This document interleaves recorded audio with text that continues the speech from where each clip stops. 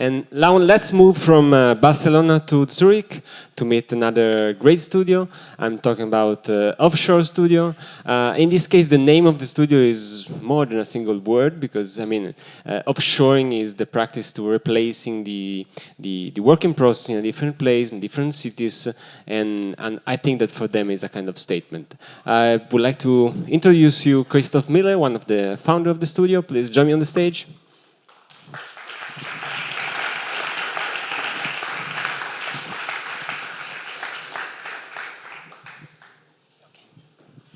Thanks for the very nice and warm welcome.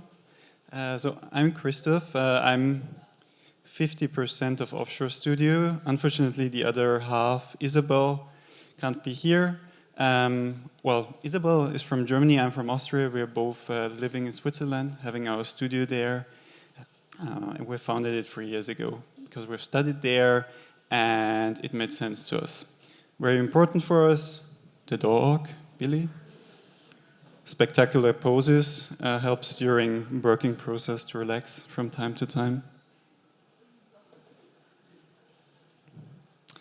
So we are doing a lot of graphic design, but we're not a conventional graphic design studio. We also do other things that are not commissions. Maybe it's a bit similar to what you have talked about before. We also do self-initiated projects. We're involved into publishing projects, and we also do our own research. And it's a bit complicated. I mean, these bubbles look so isolated and clean, but actually they are not, because they are changing or merging or morphing or getting bigger or smaller from day to day, sometimes even from hour to hour. Sometimes they merge, sometimes they blow up, sometimes they create chaos, sometimes they create a mess, but it's quite fun. These are just a couple of projects to explain in what kind of fields we are involved. So we are working mainly in the cultural field for artists, curators, photographers, illustrators, and so on. And yeah, we do a lot of publications, but we also do like posters, websites, and we actually do more and more image making. So we photograph and illustrate. But today is not the day to talk about all of this stuff, because today I want to talk about a long-term project of ours called Migrant Journal. And this kept us busy for the last 4 years, I think. And it all started in 2015, autumn. I'm sure you remember during the heights of the so-called migrant crisis, messages like this were everywhere, basically, all around, the media, politics, even economics.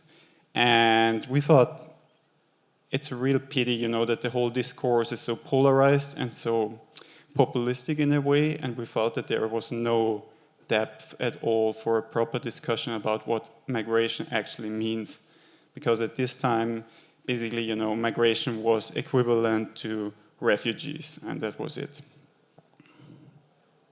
So we wanted to create this publication, and we came up with an idea of creating the 6-issue publication series, which talks about the movement of people, but not only of people, also about the movement of goods, about the movement of ideas, the movement of money, the movement of, animals, plants, seeds, and even whole landscapes. And we really wanted to explore and reappropriate what migration means today, and how all these different layers and processes of circulation, fluxes, exchanges come together to create this whole big theme.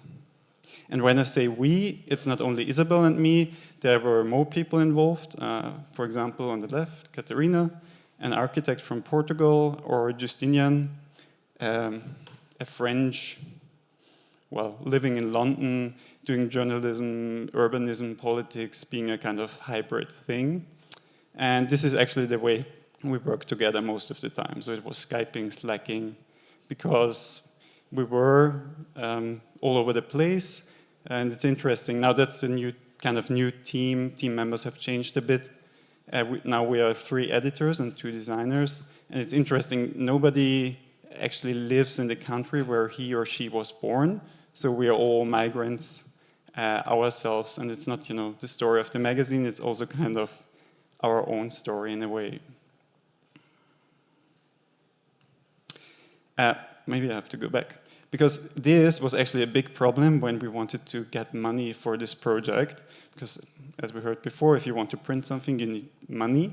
And we, you know, we asked all sorts of people, all sorts of fundings, all sorts of states, but actually the fact that we were so international and transnational was a big obstacle for us, because everybody told us, for example, the Swiss told us, you're not Swiss enough, you don't have Swiss authors.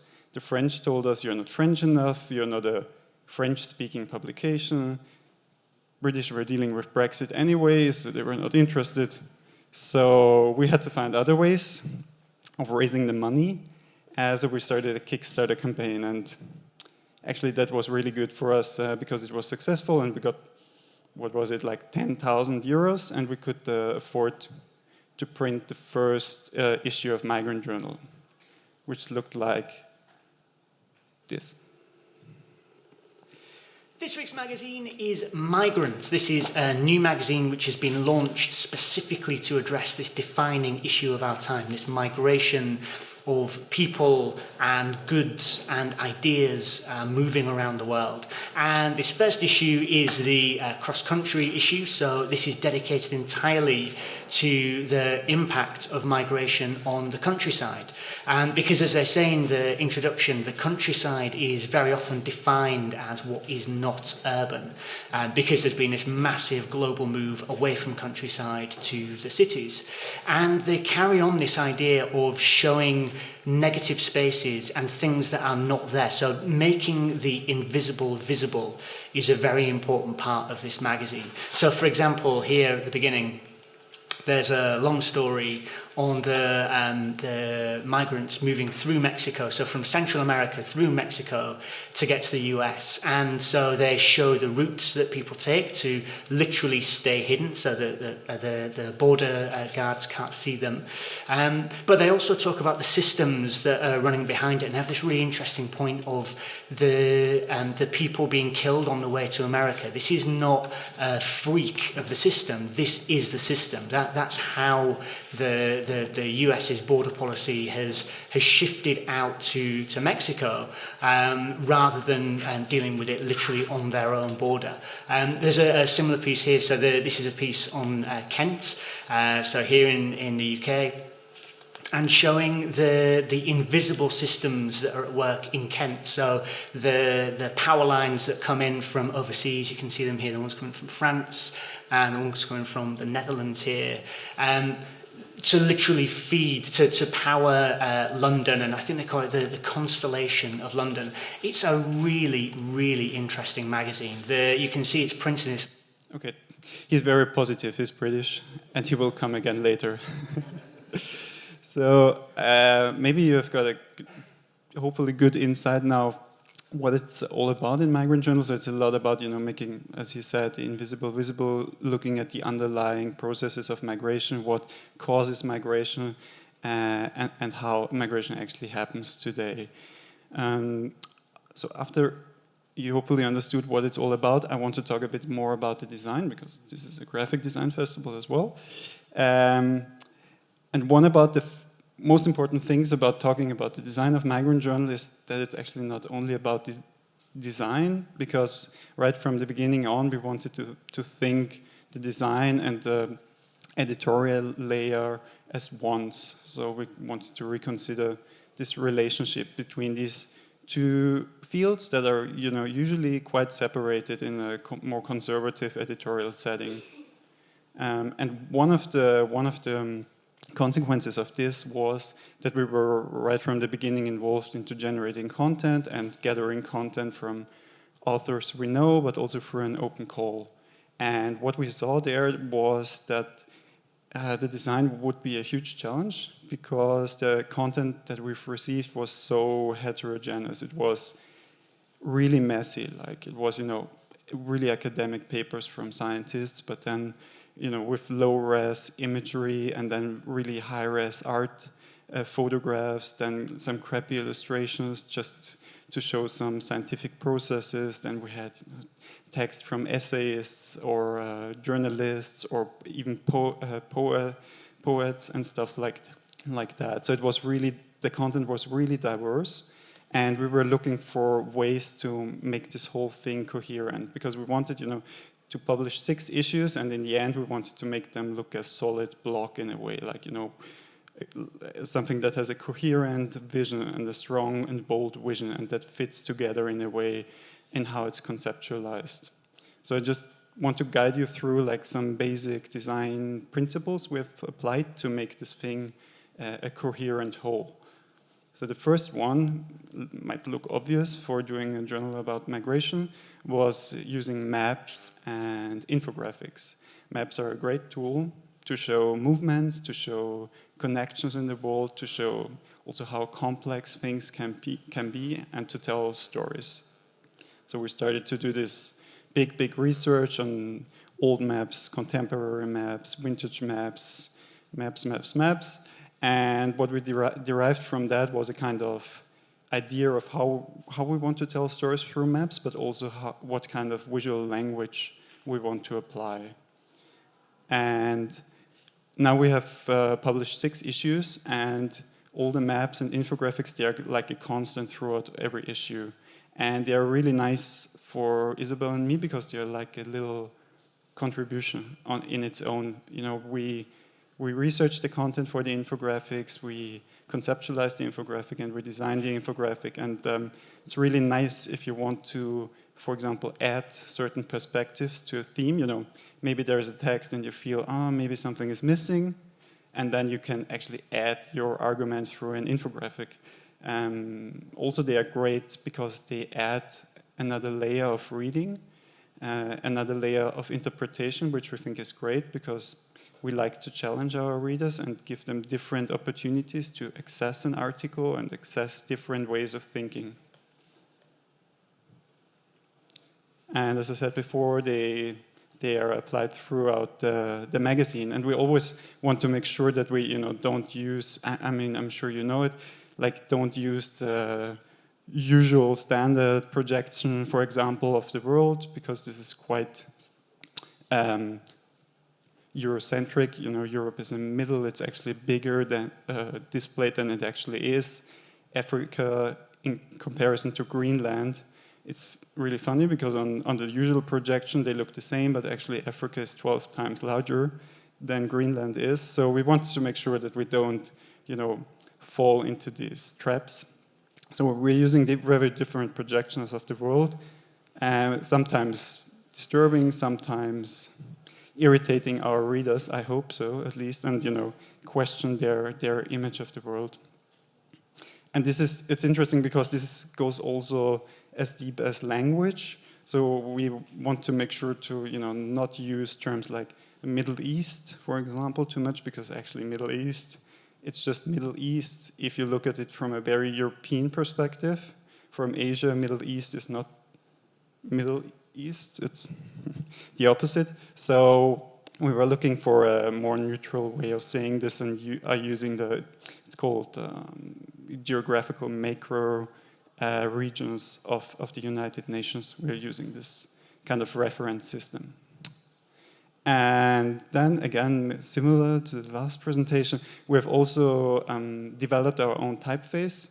Because, if you're doing a magazine, the single letter, a single word, it's like the core element of the magazine. And if you can define the shape of that, you can define a lot of the identity of the actual magazine. So, yeah, we are not trained type designers, so we just went for it. And we had the idea of using this idea of migration, where people sometimes organically flow through the landscape, but sometimes they also encounter borders, or they have to deal with immigration protocols, and then their journeys come to a sudden stop or to interruptions. And we were really interested in that contrast between organic movements and hard edges and hard stops at the same time. So this is why this typeface looks so weird, why it has these hard edges, but also these more organic shapes. And then, of course, as I said, we're not trained type designers, and of course it has its flaws, but we try to improve it with every issue. So every half a year we kind of looked at the typeface again, so the kerning is really bad here, so let's improve this. The A looks really shitty, so let's get another A. So it has its own kind of story of migration if you look through the different issues of Migrant Journal. And then, of course, there is a layout behind it where we apply different kind of sizes, zooms, versions of the layout to different articles. And a very important aspect of Migrant Journal is its color scheme. So just quickly to talk about 4 issues. For example, the left one on the top, it's called Wired Capital. It's about the migration of money and information.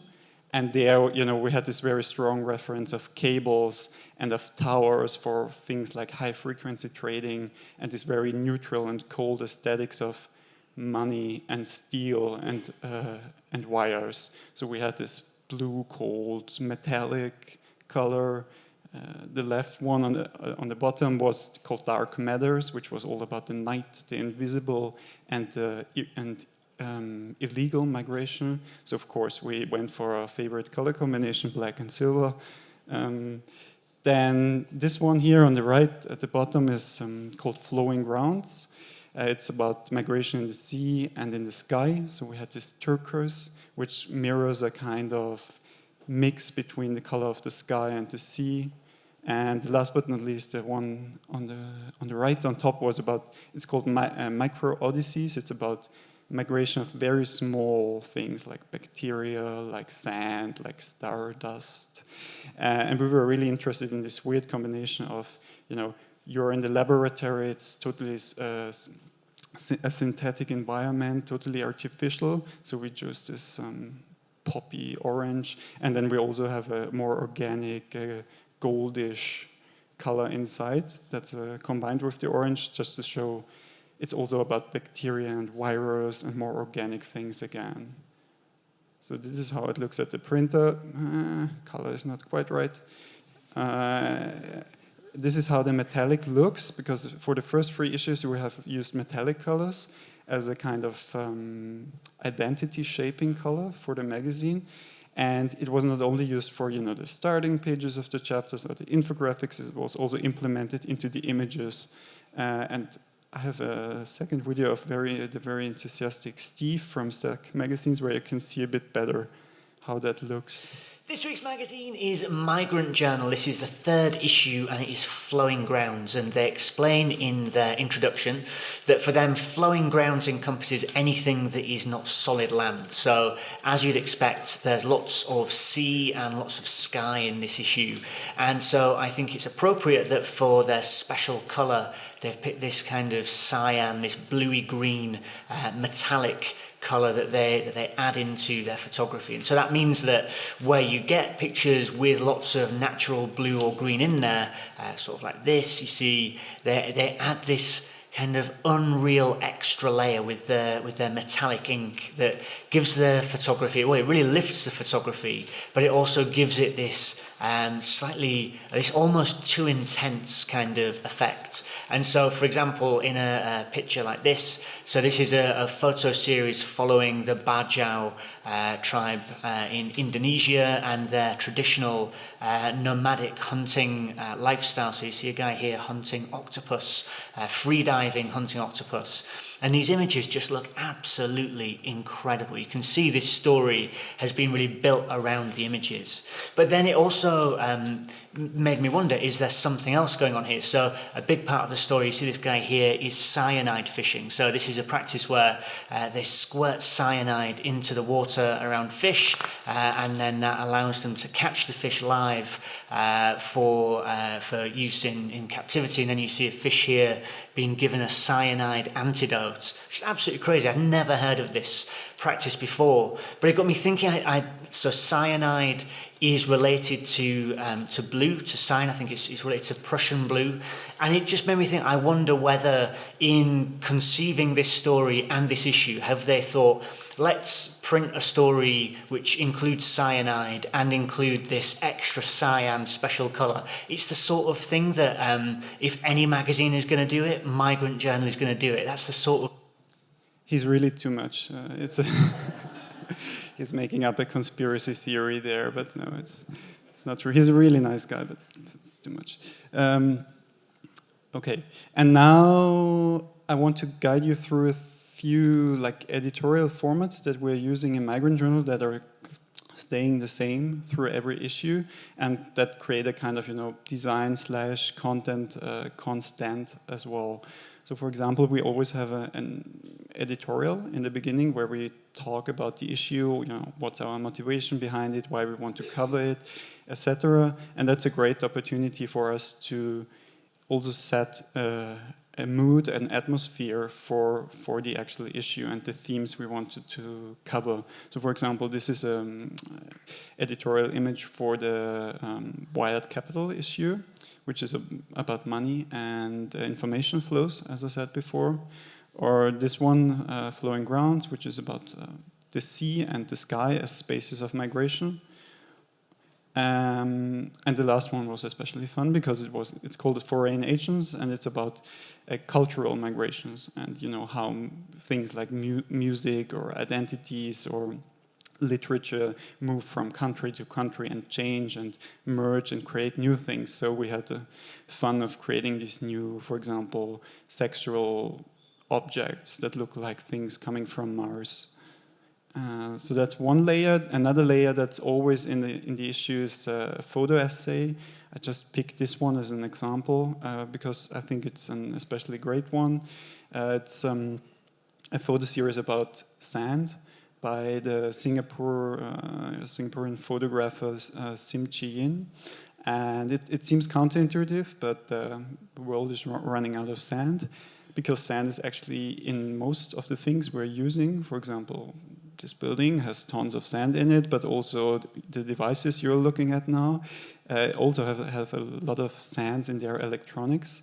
So sand is basically everywhere, and you can't use every kind of sand for these kind of things, so we have a problem with the resource sand. And what's happening because of this is that there's a huge sand industry where people are forced, or people are just working to mine the sand to get the sand from A to B, and quite often these kind of connections, where the sand is coming from and where it's going to, is mirroring quite well power structures in the world. So for example, Singapore, I think they have expanded their landmass by 30% by just getting a lot of sand from Australia and paying for it. And in Southeast Asia, actually beaches are kind of smuggled away during night to get the sand and things like that. So this photographer traced these kind of dynamics and the logistics behind the journey of sand. And she used drone photography, but she also used more, classic reportage photography, and she covered where the sand is coming from, how it's transported from A to B, but also the consequences of the sand trade, which look like this, for example, or on the other side of the world like this. And of course, we work with all sorts of imagery for Migrant Journal because we are really interested in creating, as I said before, this multi-layered approach where you tell a story in very different ways and create different points of access. So, we collaborate with photo agencies, for example. We collaborate with illustrators, with 3D artists, with all sorts of image makers, which was great for us as a very small studio because you can reach out to people, collaborate with them, and create something really nice together with them. And sometimes, if we have time, we also do our own illustrations, which is always a nice thing to do. I mean, the whole journal, it's a kind of field where we can experiment and just try out stuff that we maybe wouldn't be able to try out somewhere else. Sorry, somebody's calling me. That's mine. Yeah, just ignore it. How's the presentation going? Yeah, it's not too bad. Sometimes, if we have more time than with other issues, we also create our own stories, which is actually really interesting for ourselves because we can, expand our horizons and learn a lot of things we didn't know before. For example, we had this story about the migration of whales, where we interviewed some scientist or a researcher working in America and Canada, and kind of tracing the migration routes of whales and how they are affected by things like plastic pollution in the sea or sound pollution by these huge container ships. And we interviewed him, but also created infographics about the whole process of how whales are migrating and how their migration routes are affected by all these different factors. And then, of course, we added images and so on and so on. So it was a really nice thing to tell our own story that we felt was kind of missing in that issue. And another one where we had time was for the 5th issue, where we went to CERN, which I don't know if you know it. It's atomic research lab on the border between Switzerland and France, and it's a really interesting place because this huge circle where they just, where the atoms go with huge speed through and they do their measurements, they actually cross the border. They don't need a passport for that. They just go from France to Switzerland with high speed. And so that's really, really interesting as a starting point, but then it's also really interesting because it's such an international place with a lot of weird, small stories happening on the border throughout history. So we wanted to explore that and created our own story about that. And now I was talking too much. The next slide is there already. It's a magazine now, and a magazine is not only flat graphics, it's also an object, a three-dimensional object. So we think a lot about the haptic or the structure of the whole thing. And so, for example, every cover comes with a different texture that kind of relates to the theme we are exploring. So that was just the 3rd one. This was the 5th one about bacteria and virus things. And then, of course, we always try to go, it's not a secret, go to the printer, make sure that everything looks fine, because these metallic colors are really bastards when you print images with them, and they can go really wrong. But unfortunately, they didn't go really wrong too many times. So now it's, October, and we are almost at the end of the project. We've finished the printed publication. We have done our 6 issues. Which we promised for 4 years ago. But the project is not dead now because we are continuing what we did kind of all the time already. We are doing workshops, we're giving talks, we're doing symposiums, we're giving presentations, and so on and so on. And it's interesting to see, how the kind of visual language of the magazine can be translated into different media, for example, posters or flyers or websites or animations and so on. And it turned out to be a very helpful thing to create a unique or coherent identity for the whole project. So now I'm becoming nostalgic because that's our first exhibition that we did for the 1st issue in London, and it's crazy. It's the first time we actually met, all the 4 of us met in the same spot after 1 year of working on the project.